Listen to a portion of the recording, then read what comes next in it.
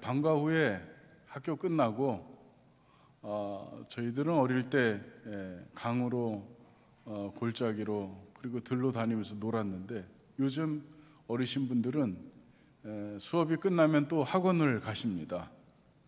학원을 가고 있는 두 어린이가 서로 대화한 내용을 제가 뒤에서 들어본 적이 있습니다.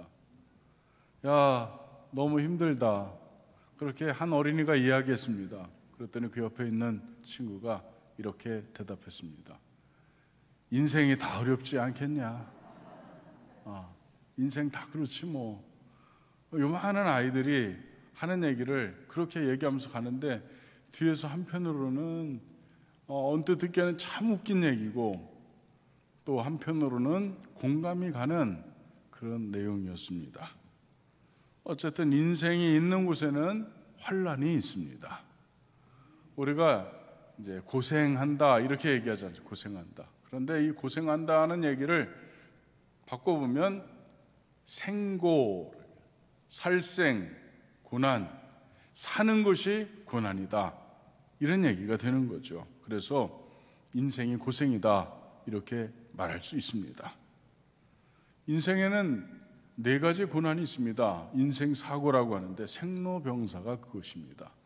낳고 늙고 병들고 죽고, 이것이 인생사고, 인생의 4가지 아주 큰 고생, 이것을 사고라고 하는데, 그래서 태어날 때 고통스러운 이 땅에서 살 것을 생각하니까 막막해서 어린 아이들이 태어나면서 그렇게 목 놓아 우는 것입니다. 여러분이 다 그렇게 울었습니다. 기억은 안 나시겠지만 아무튼 인생은 그렇습니다. 그리고 이 환란이라고 하는 것은 누구에게나 다 오는 것입니다. 빈부귀천, 남녀노소를 막론하고 모든 사람에게 고난은 오는 것입니다. 이런 우리 인생에 환란의 날이 있습니다. 환란의 날을 우리는 맞이하게 되는데, 욥이라고 하는 사람, 환란의 대명사, 고통과 고난의 대명사하면 욥을 우리가 떠오르게 되는데, 욥은 동방 사람 중에 가장 훌륭한 사람이었습니다. 욥기 1장 3절에서 욥을 설명하기를, 그의 소유물은 양이 7,000마리요 낙타가 3,000마리요 소가 500결이요 암나귀가 500마리며 종도 많이 있으니 이 사람은 동방 사람 중에 가장 훌륭한 자라. 동방 사람 중에 가장 훌륭한 사람 욥에게도 환란의 날이 왔다는 것입니다. 거기에다가 믿음까지 온전하여 하나님의 자랑거리가 된 사람이 욥입니다. 욥기 1장 8절에 보니까 여호와께서 사탄에게 이르시되 내가 내 종 욥을 주의하여 보았느냐. 그와 같이 온전하고 정직하여 하나님을 경외하며 악에서 떠난 자는 세상에 없느니라. 하나님이 보시기에 완전하고 온전하고 악에서 떠난 사람, 이 욥과 같은 사람은 세상에 없는 사람이라는 거예요. 이렇게 하나님의 자랑거리가 되고 믿음도 신앙도 완전하고, 뿐만 아니라 세상 사람들이 보기에도 가장 훌륭한 사람인 이 욥에게도 환란의 날이 왔다는 것입니다. 그러니 우리에게도 환란의 날은 온다는 얘기가 되는 것이죠. 요셉이라고 하는 사람도 있습니다. 요셉도 사랑을 많이 받은 사람입니다. 아버지 야곱의 특별한 사랑을 받은 아들이었습니다. 창세기 37장 3절에 보니까 요셉은 노년에 얻은 아들이므로 이스라엘이 여러 아들들보다 그를 더 사랑함으로 그를 위하여 채색옷을 지었더니, 채색옷을 입었다고 하는 것은 상속자라고 하는 표식입니다. 그러니까 야곱, 이스라엘의 상속자는 너다, 요셉 너야. 이 요셉의 인생은 이미 정해진 인생입니다. 너는 상속자, 너는 나의 후계자, 이렇게 딱 정해놓은 그런 앞길이 환한, 앞길이 창창한 그런 인생을 시작한 사람이 요셉입니다. 그런데 뜻밖의 요셉에게도 환난의 날이 다가왔습니다. 창세기 37장 36절에 보니까 그 미디안 사람들은 그를 애굽에서 바로의 신하 친위대장 보디발에게 팔았더라. 사랑받는 야곱의 아들에서 하루아침에 애굽의 노예로 떨어진 것입니다. 여러분, 누구에게나 이 환난의 날은 예고 없이 올 수 있는 것입니다. 우리에게는 슬픔도 다가옵니다. 여러분의 얼굴에는 보면 깊은 골짜기가 있습니다. 울었던 거죠. 슬퍼서. 외로움이 여러분을 슬프게 합니다. 어두운 밤이 다가오면 혼자 있는 외로운 사람들이 너무 많습니다. 우리나라 가구를 조사해 보면 30%가 1인 가구, 그러니까 혼자 사는 사람이 우리나라 가구의 거의 30%에 육박합니다. 그러니 혼자서 외롭게 쓸쓸하게 인생을 그렇게 살아가는 것입니다. 그러니 눈물 흘릴 일이 어디 한두 번이겠습니까? 인생의 고난의 날이 시작된 것입니다. 실패도 그렇습니다. 많은 사람이 실패합니다. 육체 질병에 빠진 사람도 있습니다. 예기치 않은 질병이 우리의 몸을 지배하고 점령해 버렸습니다. 우리는 이렇게 환난의 날이 우리에게 다가온 것입니다. 이것은 개인에게만 있는 일은 아닙니다. 민족도 국가도 역사도 살펴보면 마찬가지입니다. 개인과 똑같이 고난의 날이, 환난의 날이 있습니다. 이스라엘 민족은 애굽의 바로 왕에게 430년간의 박해를 받았습니다. 환난의 날이 그렇게 그들에게 있었습니다. 바벨론 포로로 잡혀가서 70년간의 포로 생활 역시 환난의 날들이었습니다. 우리 민족, 우리 한민족 역사에도 환난의 날이 있습니다. 고구려 때는 수나라 양제가 100만 대군을 이끌고 고구려를 침략해서 고구려가 위태한 지경에 빠진 적도 있습니다. 고려 시대에는 원나라가 침략해서 삼별초가 항쟁을 하는데 여기저기 옮겨다니면서 항쟁을 한 역사도 있습니다. 조선시대에는 외나라가 임진년에 외란을 일으켜서 엄청난 희생을 겪기도 했습니다. 청나라가 병자호란을 일으켜서 인조가 머리를 땅바닥에 쳐박으면서 그렇게 치욕과 굴욕을 당한 적도 있습니다. 그리고 35년 동안 일본의 주권을 빼앗기기도 했습니다. 해방은 되었지만 강대국에 의해서 나라가 분단되었고, 그리고 분단된 나라는 6.25라고 하는 아주 비참한 전쟁을 겪기도 했습니다. 모든 것이 파괴되고 모든 것이 무너진 그런 고난의 환난의 날을 우리 민족은 많이 겪었습니다. 뿐만 아니라 환경 파괴로 자주 일어나는 천재지변, 요즘은 태풍만 한번 생겼다 하면 엄청난 피해, 엄청난 위력을 그렇게 우리 발휘해서 얼마나 어려움을 겪고 있는지 모릅니다. 희귀한 전염병이 창궐해서 우리의 일상을 참담하게 무너뜨리기도 합니다. 그리고 이 세상에 되살아나는 국수주의, 이제는 자기 나라 우선주의 때문에 세계가 엄청난 어려움에 빠지기도 하고, 신냉전 시대가 우리의 미래를 절망스럽게 만들기도 합니다. 이와 같은 환난의 날에 우리는 어떻게 해야 될 것인가? 이 환난의 날에 우리는 무엇을 해야 될 것인가? 그것을 우리는 살펴봐야 하는 것입니다. 저는 여러분에게 환난의 날에 먼저 해야 되지 말아야 될 것 3가지와 꼭 해야 될 것 2가지를 말씀드리고자 합니다. 여러분이 환난의 날에 하지 말아야 될 것, 안 해야 될 것 3가지는, 첫째는 불평과 불만을 앞세우지 말라는 것입니다. 따라서 합니다. 불평과 불만을 하지 말자. 우리는 왜 불평과 불만을 하지 말아야 합니까?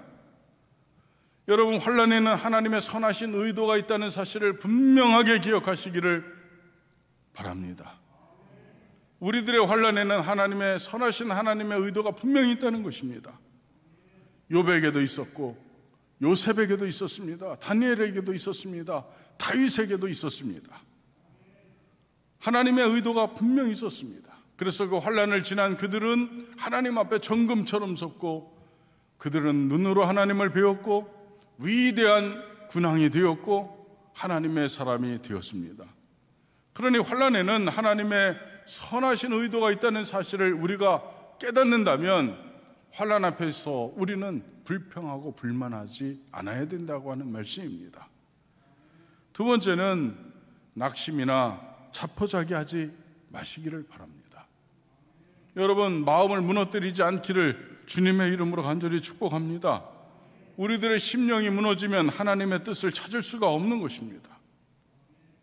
원하지 않는 고통에 빠졌다고 나를 향한 하나님의 사랑을 의심하게 됩니다. 그리고 하나님의 존재를 부정하기에 이르게 됩니다. 그렇기 때문에 여러분 자신의 마음을 무너뜨리지 않기를 주님의 이름으로 부탁합니다. 세 번째는 악한 마음을 사용하지 않기를 바랍니다. 어디 한번 두고 보자. 여러분 혹시 환난과 고난, 그것을 갖다가 시작한 사람이 있죠? 현상은 그렇게 나타나니까 누구 때문에 내가 이 고난을 당한다, 누구 때문에 내가 이 환난 속에 있다, 우리 그거 알고 있습니다. 그래서 사람들은 대개 어디 한번 두고 보자 이렇게 독한 마음을 먹게 되는데, 하나님께서는 그런 마음을 먹지 말라고 우리에게 교훈하시는 것입니다. 잠언 20장 22절에 보니까 너는 악을 갚겠다 말하지 말고 여호와를 기다리라. 그가 너를 구원하시리라. 이렇게 말씀하셨습니다. 악을 갚겠다고 말하지 말라는 거예요. 어디 한번 두고 보자 이렇게 말하지 말라는 거예요.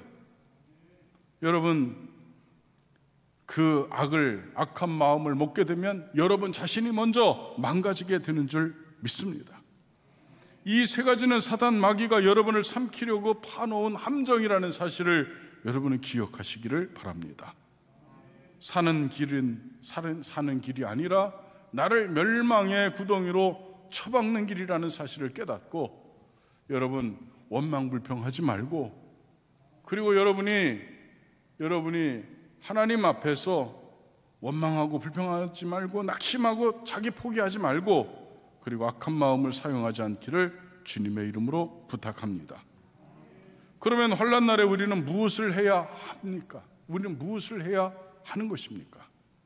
첫째로 환난 날에 기도하시기를 바랍니다. 소망교회 성도 여러분, 환난 중에 있던 성도는 무엇을 하였습니까? 시편 18편 6절에 보니까 내가 환난 중에서 여호와께 아뢰며 나의 하나님께 부르짖었더니 그가 그의 성전에서 내 소리를 들으시며 그의 앞에서 나의 부르짖음이 그의 귀에 들렸도다. 내가 환난 중에 여호와께 아뢰며 나의 하나님께 부르짖었다, 이렇게 말하고 있습니다. 환난 중에 있는 성도는 하나님께 부르짖었다고 말씀하고 있습니다. 그리고 환난 중에 있는 성도에게 하나님께서는 무엇을 하라고 명령하시고 계십니까? 시편 50편 15절에 보니까 환난 날에 나를 부르라. 내가 너를 건지리니 네가 나를 영화롭게 하리라. 아멘. 환난 중에 있는 우리에게 하나님께서는 너희들 환난 중에 있느냐? 환난 중에 나에게 부르짖으라고 하나님께서 말씀하십니다. 환난 날에 하나님께서는 당신을 부르라고 말씀하셨습니다. 부르라라고 하는 말은 찾으라는 뜻입니다. 하나님은 당신을 찾는 자에게 힘이 되어주시고 반석이 되어주시고 요새가 되어주시고 피할 바위가 되어주시는 줄 믿습니다. 방패가 되어주시고요, 구원의 뿔이 되어주시고 여러분을 지키는 산성이 되어주시는 줄 믿습니다. 그래서 환난을 만난 하나님의 백성들은, 환난의 날에 있는 사람들은 하나님께 기도해야 되는 것입니다. 이스라엘 백성들이 큰 환난을 당할 때 하나님을 부르고 찾았습니다. 그들이 바벨론에 잡혀갔을 때 오래 잊어버렸던 하나님을 다시 찾게 되었습니다. 그발강가에서 그들은 눈물을 흘리며 하나님 앞에 기도했습니다. 느헤미야가, 다니엘이, 에스겔이 많은 백성들이 간절히 기도했다고 하였습니다. 환난의 날에 그들은 하나님 앞에 간절히 기도했습니다. 여러분도 기도하시기를 바랍니다. 성 프란시스도 중환병에 걸렸을 때 비로소 하나님을 찾았다고 고백하였습니다. 과학자였고 종교가였던 파스칼도 중상을 입고 치료를 받는 중에 하나님을 찾게 되었고 마침내 그분을 만나게 되었다고 고백했습니다. 요나가 탄 배가 큰 풍랑을 만났을 때 선장이 잠자는 요나에게 와서 말하기를, 요나서 1장 6절에서 잠자는 자여 어찌함이냐, 일어나서 내 하나님께 구하라고 촉구하고 있습니다. 여러분에게 환난이 있습니까? 환난의 날에 여러분 있습니까? 기도하는 분들이 되시기를 축복합니다. 환난의 날에 하나님을 부르고 찾아야 살 길이 열리는 것입니다. 환난의 날이야말로 하나님을 찾고 또 만날 만한 때인 것을 우리는 깨달을 수 있어야 하겠습니다. 개인도 그렇고 민족도 그렇고 환난의 때에는 기도해야 하는 것입니다. 환난의 날에 낙심하지 말고 자포자기 하지 말고 악한 마음을 품지 말고 오직 하나님만을 부르고 찾으면 하나님께서 만나주시고 살 길을 열어주실 줄 믿습니다. 성경에 보면 하나님을 경외하는 사람들은 기도하지 않는 것을 죄로 여겼습니다. 기도하지 않는 것을 죄로 여겼습니다. 기도는 먼저 하나님의 명령에 순종하기 위해서 하는 것입니다. 하나님의 명령에 순종하기 위해서 우리는 기도합니다. 내 뜻이 먼저가 아니고 하나님 뜻이 먼저라고 하는 의식의 표현, 이것이 기도입니다. 그래서 기도하지 않고는 하나님의 뜻을 알 수도 없고 순종할 수도 없게 되는 것입니다. 그래서 우리는 기도해야 합니다. 보통 때에도 우리는 기도해야 되겠지만 더욱이 환난의 날에 기도하지 않는 것은 주님께서 주신 소중한 기회를 하찮게 여기는 큰 죄가 되기 때문에 우리는 기도해야 하는 것입니다. 환난과 시험 안에 숨겨놓으신 하나님의 은혜와 복을 찾아내는 지혜자가 되기 위해서 우리는 기도해야 하는 것입니다. 그러나 여러분 모두가 기도하는 사람이 되시기를 바랍니다. 요셉이 되시기를 바라고 다니엘이 되시기를 주님의 이름으로 간절히 축복합니다. 두 번째로 해야 될 것은 환난 날에는 회개해야 하는 것입니다. 여러분 환난의 날에 회개하면서 기도하시기를 바랍니다. 하나님의 속성에는 공의가 있습니다. 공의. 그래서 하나님은 공의로우신 하나님 앞에서는 죄인이 설 수 없기 때문에 하나님께서는 우리를 공의롭게 만드시기 위해서 이 땅에 오시고 자기를 우리의 대속물로 주셔서 그분의 피로 우리를 깨끗하게 하시고 우리로 하여금 공의롭게 하셔서 의롭게 하셔서 공의로우신 하나님 앞에 서게 하였습니다. 그러니 의로운 존재가 아니면 하나님 앞에 설 수가 없는 것입니다. 시편 18편 24절에 보니까 그러므로 여호와께서 내 의를 따라 갚으시되 그의 목전에서 내 손이 깨끗한 만큼 내게 갚으셨도다. 내 손이 깨끗한 만큼 내게 갚으셨다는 말씀입니다. 우리가 죄를 해결해야 할 이유가 여기에 있는 것입니다. 하나님께서는 여러분의 행한 대로 여러분에게 보응하셨습니다. 하나님은 여러분의 행한 대로 여러분에게 갚아주셨습니다. 그것이 하나님의 공의입니다. 그래서 우리는 공의로우신 하나님 앞에 의로운 자로 서야 되기 때문에 우리는 회개해야 하는 것입니다. 시편 18편 25절로 26절 말씀입니다. 오늘 본문의 말씀 뒷부분에 있는 내용입니다. 자비로운 자에게는 주의 자비로우심을 나타내시며 완전한 자에게는 주의 완전하심을 보이시며 깨끗한 자에게는 주의 깨끗하심을 보이시며 사악한 자에게는 주의 거스르심을 보이시리니 주께서 곤고한 백성은 구원하시고 교만한 눈은 낮추시리이다. 여러분, 우리 자신을 돌아봐야 될 이유가 어디에 있습니까? 그것은 바로 하나님의 공의로우시기 때문에 그렇습니다. 그러니 여러분 회개하시기를 주님의 이름으로 간절히 축복합니다.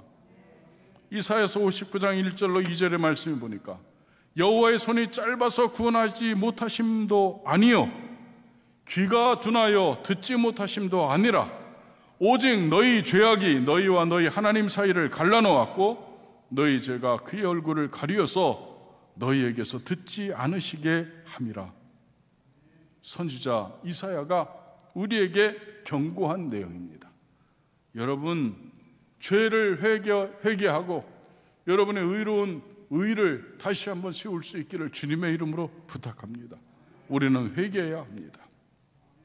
느헤미야는 기도할 때 자기의 죄와 열조의 죄를 회개하고 자복하면서 기도했습니다. 다니엘도 그렇게 기도했습니다. 누구든지 환난 날에 기도할 때 자기 죄를 살피면서 그 죄를 회개하고 자복하면서 하나님 앞에 기도를 드렸습니다.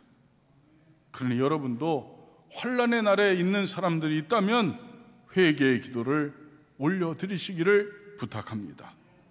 우리가 환난 날이 우리에게 왔다 할지라도 회개의 기도가 올려지면 구원의 역사가 나타날 줄 믿습니다. 사무엘이 미스바에 모여서 이스라엘 백성들을 모아놓고 하나님 앞에서 회개의 기도를 올렸습니다. 사무엘상 7장 6절에 보면 이렇게 기록되어 있습니다. 그들이 미스바에 모여 물을 길어 여호와 앞에 붓고 그날에 종일 금식하고 거기에서 이르되 우리가 여호와께 범죄하였나이다 하니라. 하나님, 우리가 범죄했습니다. 우리가 우상을 숭배했습니다. 우리가 하나님을 만홀히 여겼습니다. 우리가 하나님을 떠났습니다.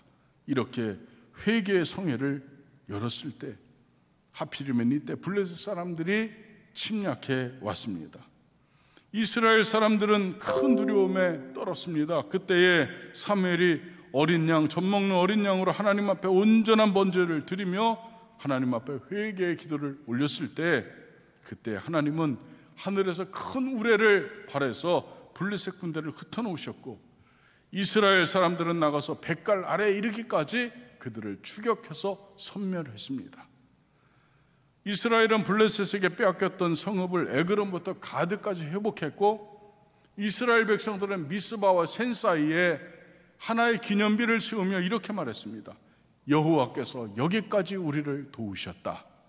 그래서 그 기념의 돌을 에베네셀이라고 불렀습니다. 여러분도 전심으로 하나님께 돌아오면 역사가 일어날 줄 믿습니다.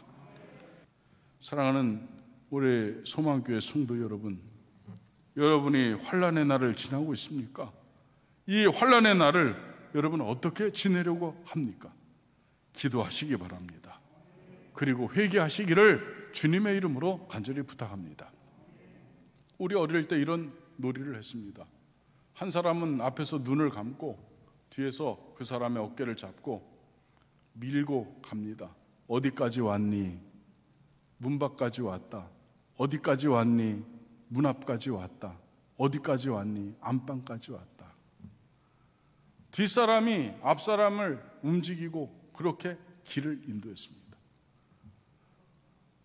눈 감은 사람은 뒤에 있는 사람에게 내가 어디까지 왔냐고 끊임없이 계속 물었습니다. 여러분, 우리 안에 회개 운동이 다시 일어날 수 있기를 주님의 이름으로 간절히 축복합니다. 주님, 제가 어디까지 왔습니까? 주님, 우리 교회는 어디까지 와 있습니까? 주님, 저는 지금 어디로 가고 있습니까? 여러분, 순간순간마다 주님께 물어 행하시기를 주님의 이름으로 간절히 축복합니다. 진정한 회개는 내 뜻이 아니라 주님의 뜻을 묻는 것입니다. 진정한 회개는 세상을 향하는 것이 아니라 주님을 향하는 것입니다. 진정한 기도는 바로 하나님을 향해서 드리는 기도입니다. 사랑하는 성도 여러분, 하나님께로 돌아오는 회개가 여러분에게 나타날 수 있기를 간절히 축복합니다. 환난의 날에 하나님의 얼굴을 다시 구하는 자들의 기도가 응답받는 기도가 될 것입니다. 환난 날에 나를 부르라, 내가 너를 건지고 영화롭게 하리라 하셨으니 여러분 모두가 기도하는 사람, 회개하는 사람이 되셔서 환난을 이겨내는 여러분 모두가 되시기를 주님의 이름으로 축복합니다.